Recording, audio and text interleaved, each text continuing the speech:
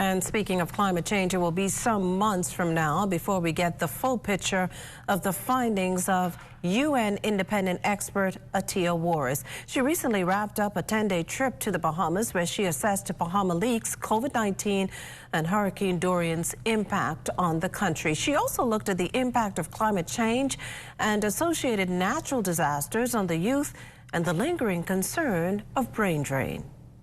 The first part that I think the youth are quite affected by is the fact that they get mentally destabilized with their schooling and their education.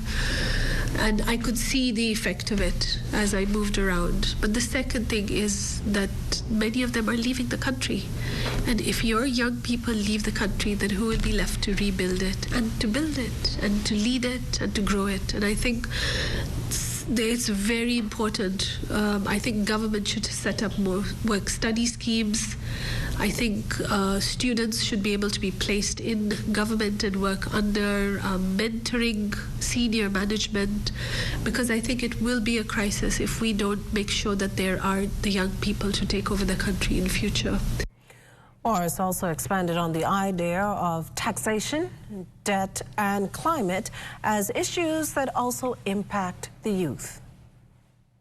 We have to always remember that whereas we take on the debt, very often it is our children that pay off the debt. So the youth must be very aware of the debt that the country takes on, because it will be them working to pay off the debt in the future. And I think that is why this is so important. And when I looked at the national healthcare system, while schooling is easy and you can walk in and get healthcare, I think it's still very important that young people are aware that it is healthcare that is paid for by their taxes and that they are developed. But the last, and I think now the most important thing is, whereas we talk about the Bahamas as the land and the sea, it is also the metaverse.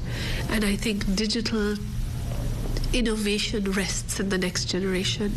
And there is a need, I believe, for the government to create more hubs for young people to come, sit, and innovate. In case you missed the news or want to stay ahead, subscribe to our YouTube channel or follow us on Twitter, TikTok, Instagram, or Facebook.